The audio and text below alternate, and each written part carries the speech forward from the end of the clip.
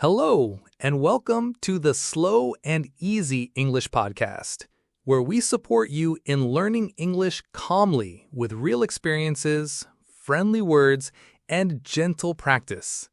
I'm your host, David, and before we begin today's episode, I want to share something new and special with you, especially if you're someone learning English. Many of you have said things like, I can understand English, but when people speak fast, it's very difficult. And honestly, you're right. If you're just starting your English journey, listening to slow, clear English is very important. That's why we've created this special podcast series. It's called the Slow and Easy English series. It's great for listening practice and also helpful for speaking. In each episode, you'll hear real English stories used in daily life, with natural expressions, all spoken slowly and clearly. This podcast is made especially for beginners. Our goal is to help you improve your listening skills, understand pronunciation better, and begin to speak with ease and comfort. And don't worry, our regular weekly episodes are still available. This new series is just a helpful extra to give you more practice and more confidence. In each episode, you'll hear soft-spoken English from kind speakers who understand your journey. Think of this as your quiet space, where learning English becomes peaceful and stress-free. Now, let's begin today's story and topic.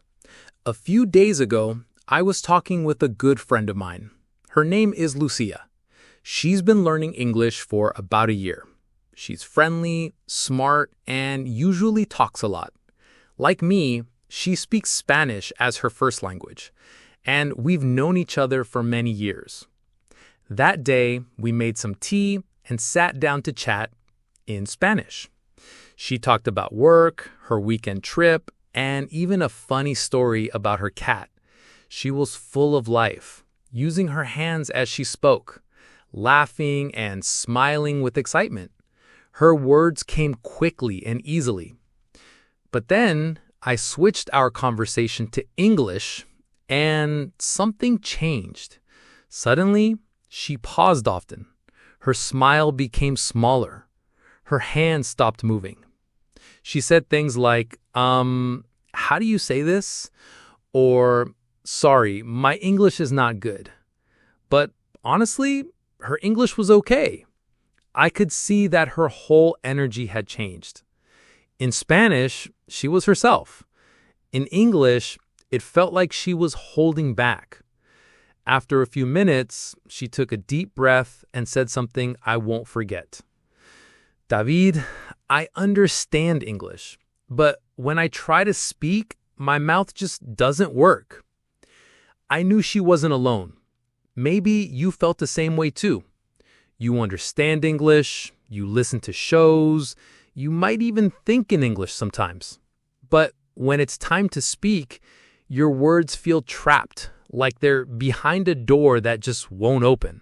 Today, we'll talk about that, why this happens, and what small, gentle steps you can take to make speaking easier.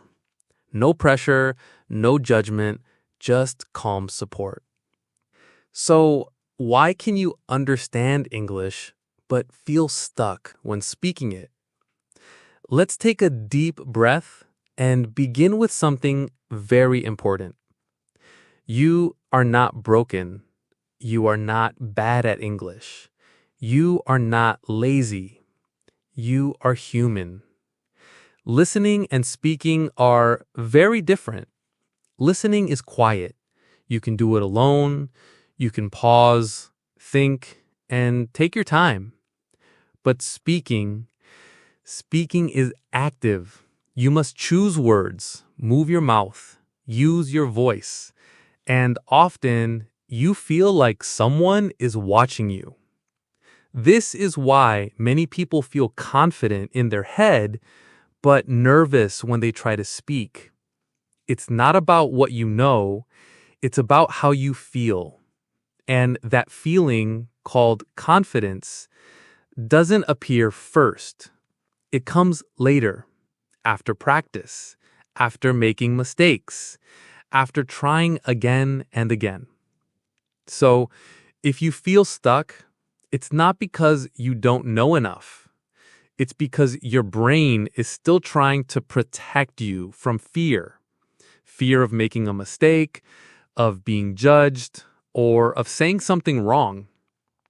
But let me tell you something honest and kind. You don't need perfect English to speak. You need brave English. Even if it sounds a little unsure, even if it's slow, like a baby learning to walk, falling, trying, standing again. That's how you need to treat yourself. Gently, kindly, step by step. Today, try to repeat one sentence from this podcast. Say it slowly, say it out loud, or even whisper it. That small step tells your brain, it's safe. I'm allowed to speak. And the more you do this, the more your mind and mouth will work together. One day soon, you'll be able to tell your own story in your own English voice. Now that we've talked about why speaking feels difficult, let's look at how you can make it easier. Here's one method that works really well. It's called shadowing. Shadowing means listening to someone speak and then repeating their words, like a shadow following behind them. You don't have to make your own sentences. You just copy, softly, gently. Start with a short line, something like, I'm learning English, slowly but surely. I can speak. I just need to try. Say it with me now. I can speak. I just need to try. Repeat it again and again. Even just one simple sentence spoken each day helps your mouth, your tongue, and your breath learn how to speak English. And here's the beautiful part. You don't have to speak loudly. Even whispering helps. Even silently moving your mouth helps. It's all practice. It's all progress. Shadowing is not just about repeating. It's about giving yourself permission to be slow, to be unsure, to make mistakes, and to keep going. Try it for 5 minutes a day. Choose a video or podcast like this one and shadow along.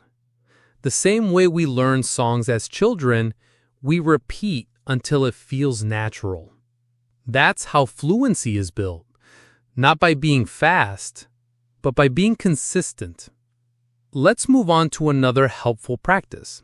It might sound strange at first, but trust me. Talk to yourself. Yes, really, talk to yourself in English. No one has to hear it. You can do this when you're cooking. I'm chopping onions now. Or while walking. I'm going to the store. Even brushing your teeth. I'm tired, but I'm still brushing. Speak your thoughts in English. Use simple sentences. Because English is not just for exams or job interviews. It's for your everyday life. And the more you speak, the more comfortable it becomes. Next, let's go deeper. Not into grammar or vocabulary, but into confidence. Even when you know the words, if you feel nervous, your mouth might freeze. Confidence is not something you wait for. You build it slowly, steadily. So how do you build it? Start before you feel ready. Speak even when you're unsure. Say, I'm not perfect, but I want to learn. Say it out loud. It will change how you feel inside. Each time you speak, even just one sentence, you tell your brain, it's okay, I can do this. and your brain starts to believe it. Start with safe places. Speak with a kind friend. Join a friendly online group. Record your own voice and listen, not to judge yourself, but to encourage yourself. That's how real confidence grows. Not all at once, but slowly, step by step. You don't need to be fearless. You just need to show up. And when you do, your voice becomes stronger, your words become clearer, and English becomes part of your real, true self. Finally, let's talk about something that many people forget: emotion. Language is not just words. It's feeling. In your first language, your voice rises when you're happy, slows down when you're sad, and becomes excited when you talk about something you love. But when we speak English, we often lose that. We focus so hard on grammar and rules, we forget to show emotion. Here's a small challenge.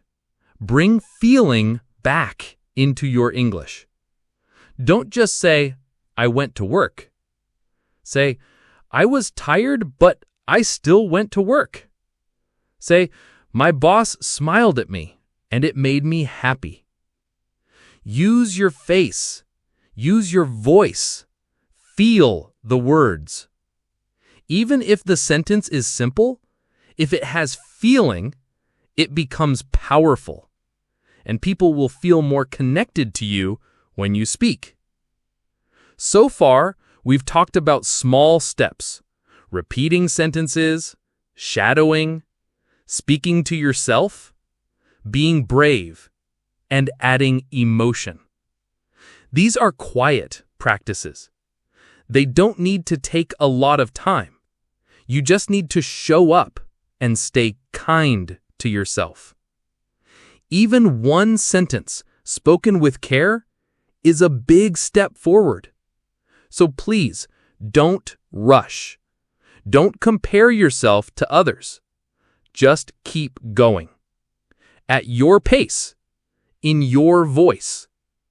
And when the world feels fast and noisy, you can always return here, to this calm space, to slow English, and to kind, gentle learning. I'm David. This is your space to grow, to speak, and to be understood. See you in the next episode. And remember, your voice is ready when you are.